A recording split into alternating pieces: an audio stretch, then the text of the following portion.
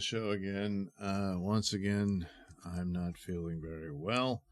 I had all this stuff put together, and I'm just not going to go through it, so I'm just going to put the comics right here on the table and go through them one by one. So, World's Finest 30. Not too bad. They finally have Wonder Woman showing up in the story as,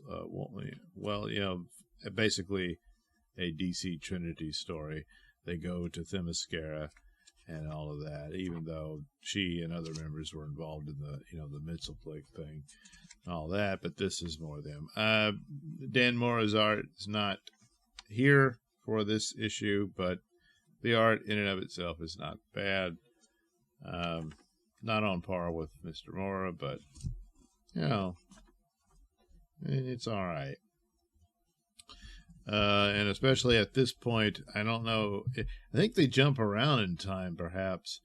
But here, Dick Grayson is back in shorts in this story. So there's supposed to be a murder on Themyscira, and they call in Superman and Batman to help deal with it. But of course, all is not what it seems. Oh no, there's a villain, and all that sort of stuff. So it's a one-shot deal in the story, and it's okay. Nothing too spectacular, but in comparison to everything else, stands out very well. But, there it is. So, meanwhile, you had Green Lantern War Journal, which has come to an end. So, the art has always been very good in Green Lantern War Journal. And the main deal with it was, the sad story of his mother, which, granted, it's... Oh, wait, is this... no, that's not 12.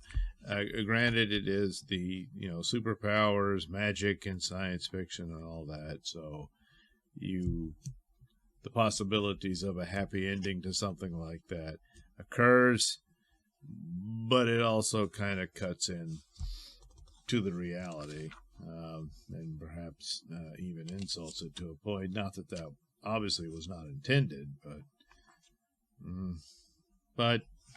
whatever. And there were certain things about a multiverse deal, and you have this character who crossed over, and I guess he's just along for the ride. Not much is done with the guy, but in a lot of this is John Stewart is really overpowered. I'm not sure how they're going to approach that further, but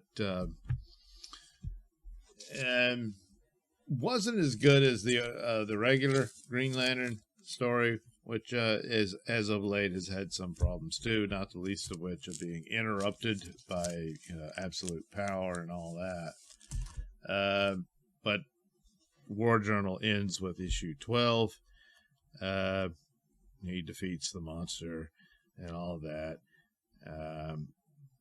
I don't know what became of the other universe. I guess they'll just never mention it again. But I thought it was pretty predictable that the entity that he made that took the form of his sister lives on, and then also his mother lives on as some green energy entity, and it's all very strange and silly.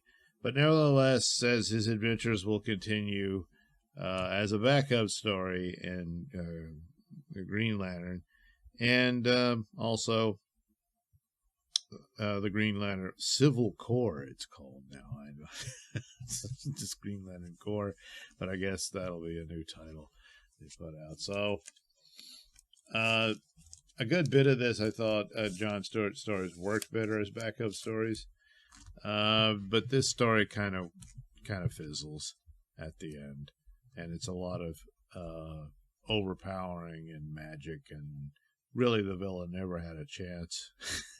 And so, And it leaves it open for this thing to occur again. But one of the things about John's story that's really a defining aspect to him is what happened in the old Cosmic Odyssey story that greatly humbled him. When you're making him, full of himself, they don't go that far here to where he's that arrogant as he was before the tragedy in Cosmic Odyssey. But you're getting damn close to it. And when you give him that, and also it's any character, you give him too much power, and then it's like, well, what's the point?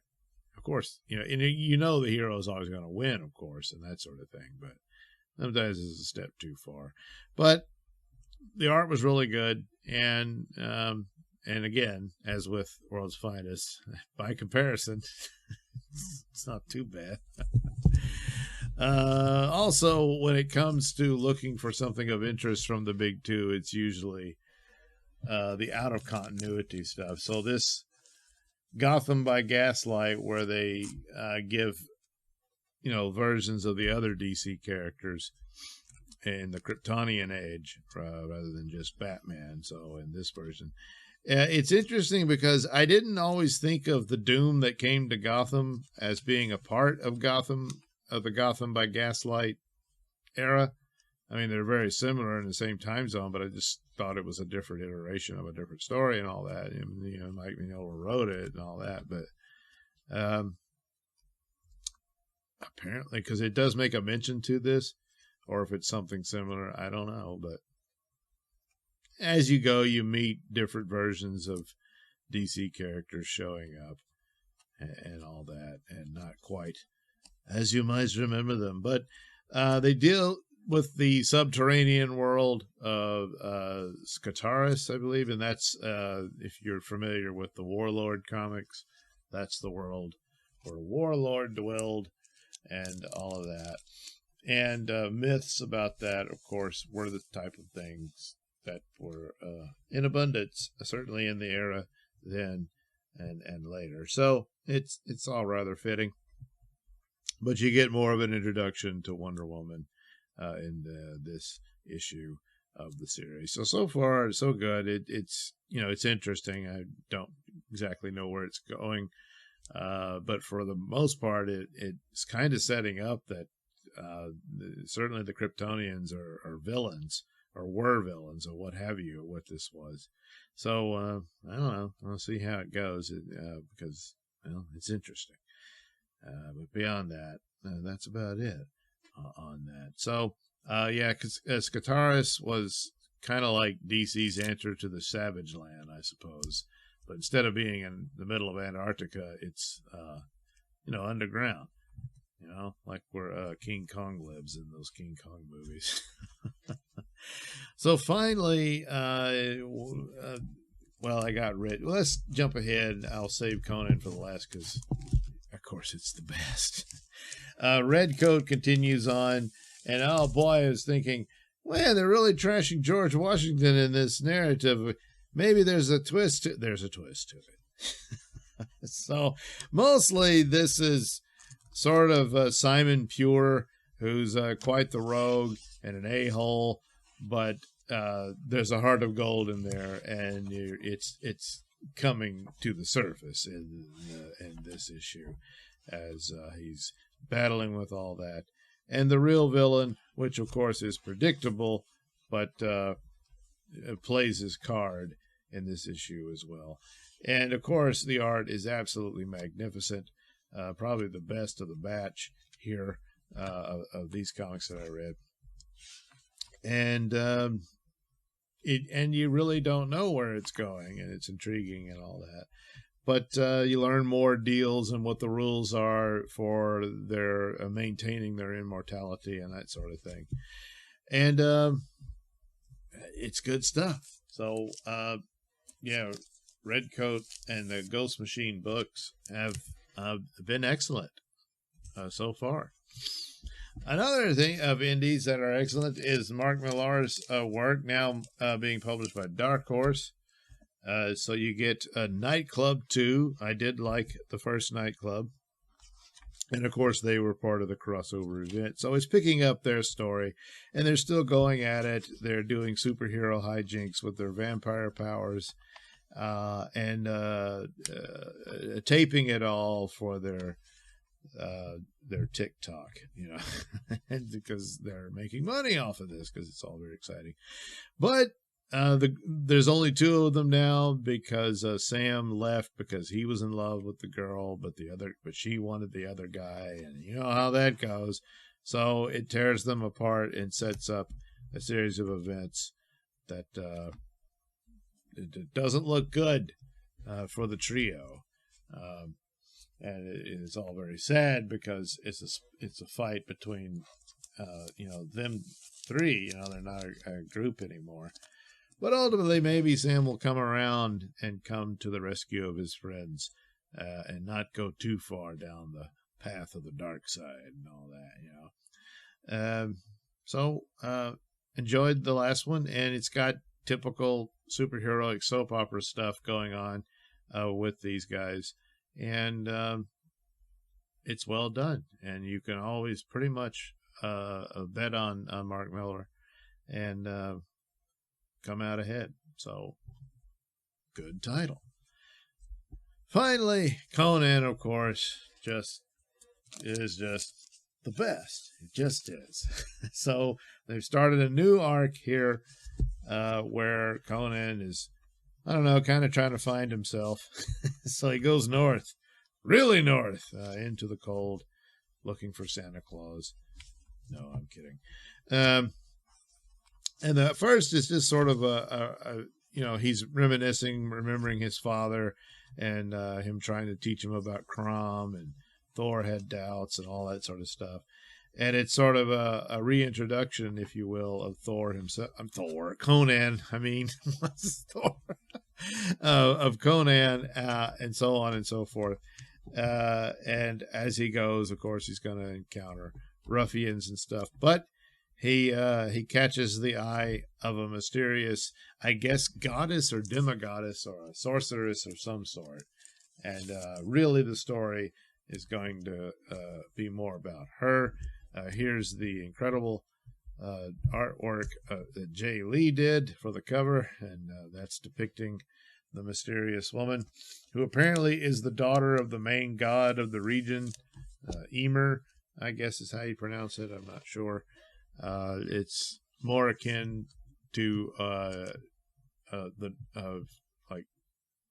Nordic mythology and whatnot. So I guess that's why I was thinking of Thor when we were going through it. But anyway, so it's two issues of these, of course, 13 and 14. And so Conan is joined up with this tribe, albeit out violently at first, and then the chief is impressed with him. He helps them get revenge on an attack. And meanwhile, this mysterious goddess or what have you is, watching all this, and she takes a fascination in Conan himself, and then decides that she's gonna make him hers. So Conan has caught the eye of this mysterious. I say goddess or perhaps sorceress, but she basically walks around naked in that absolute freezing cold. So something's up there. So, and she does refer to the god as her father. So she's either a full-on goddess herself, or she's a demigoddess. Half god, half human, what have you. And but she obviously can just walk around naked in the freezing ass cold, and doesn't freeze her ass off. So 2 issues in, and it's the plot is now afoot as she's gonna take Conan for her own little plaything, which speaks to maybe she's not all that noble in this, but perhaps her heart will be captured by Conan as well. And then he'll just move on, and then she'll get mad, track him down. Who knows? But that's the deal. Who knows where this goes? But it's Doug Braithwaite art returning again, and he's a fine artist. He does very good. It's just, Delator, edges him out just because of the channeling of John Buscema style. But Doug Braithwaite is an excellent artist, and the art is absolutely perfect. And so Conan the Barbarian, once again for the win. Probably the best title available at the moment. So there you go. I hope you're all caught up. And again, apologies for my being under the weather. So I'll read some more stuff for next Wednesday, and we'll talk about it then.